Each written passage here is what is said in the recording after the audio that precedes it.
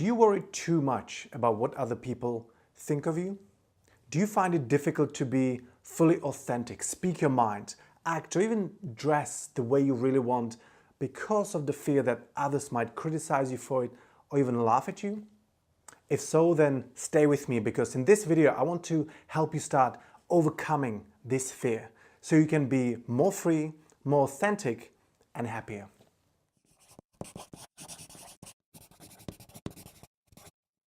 Hey, this is Tomas from okisnotenough.com, helping you become the best version of yourself. And you can't become the best version of yourself if you worry too much about what other people think of you.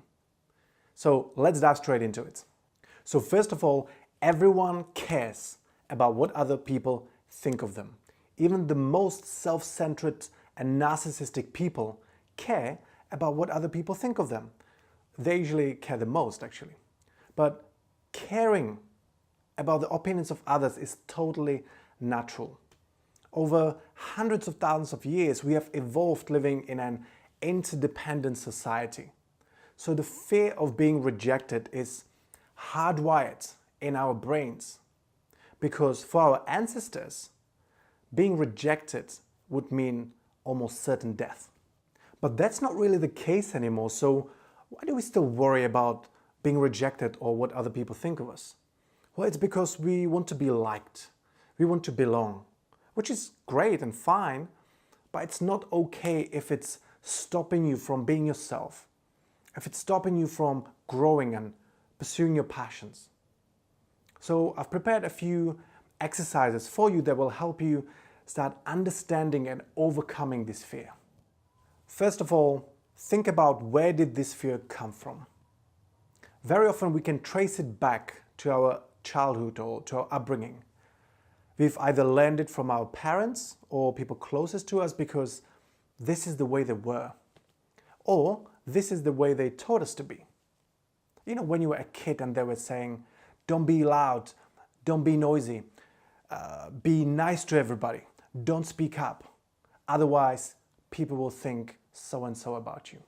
Or it may be the opposite, where you've been exposed to people who were extremely self-centered and narcissistic, and you see the impact of that on other people.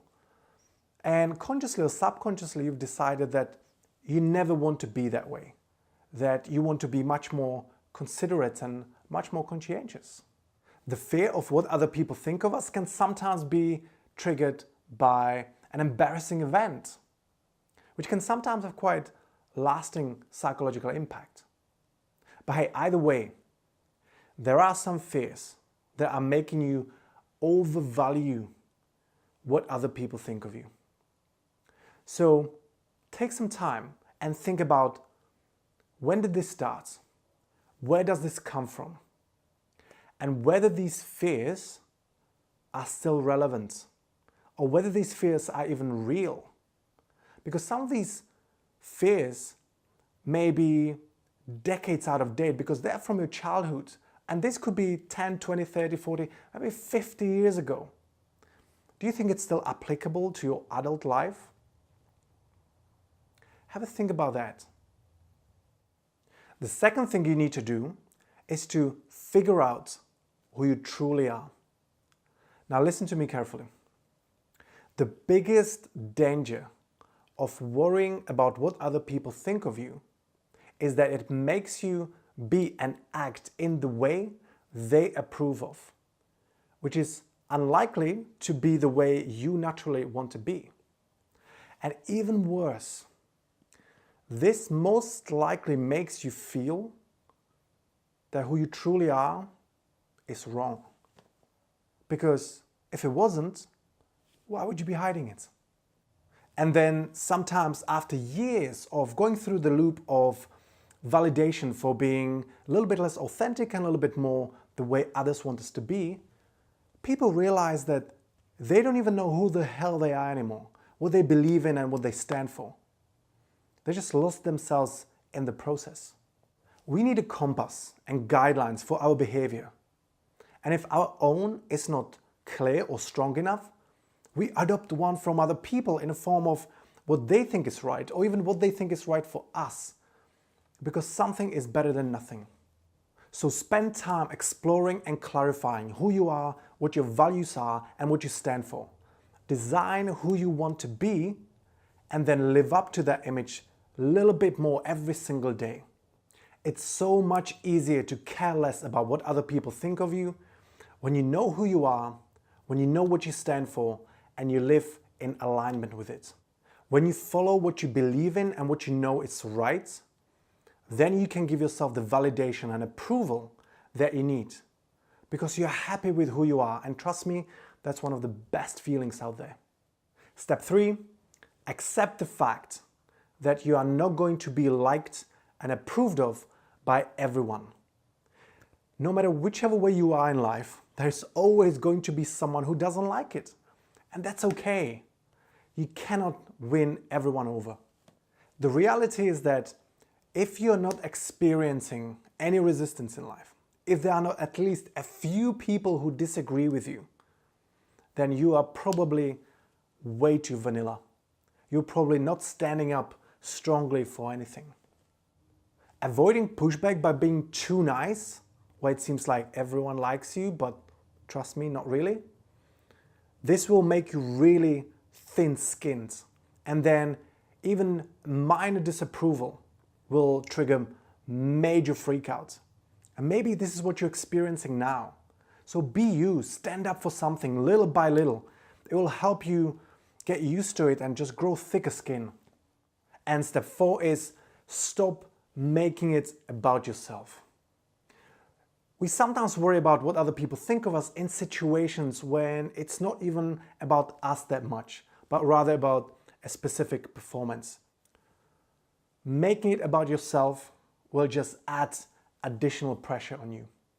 Years ago, when I started running my workshops and seminars, I was initially extremely nervous and I worried that people will not like me, that I wasn't going to be impressive and amazing enough speaker. And it was all me. And then I asked myself, why am I actually running these workshops and seminars? And the answer was, because I want to share my knowledge and I want to help people.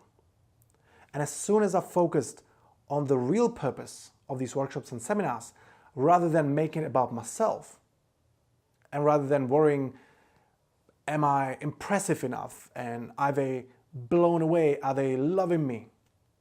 When I focused on the real purpose, my fear was almost completely gone. And funny enough, not only that it made me a much better speaker, much more relaxed and relatable speaker, but it also made people like my talks even more. So if you want to stop worrying about what people think of you, then stop trying to impress them in the first place. And hey, this may be uncomfortable to hear, but this is how it is. So guys, let me summarize all this. First of all, focus on understanding who you really are and why you worry so much about what other people think of you. Do some soul searching and ask yourself whether these fears are still even relevant. Get clear on your values, what you stand for, who you really are and who you want to be, and then live up to that image. Become the person that you would be proud of, even if no one agrees with you. What you will find that this way, people will actually like you even more. So guys, this is it. Leave me a comment about which one of those tips did you find the most helpful. And don't forget to subscribe by hitting that little button down there.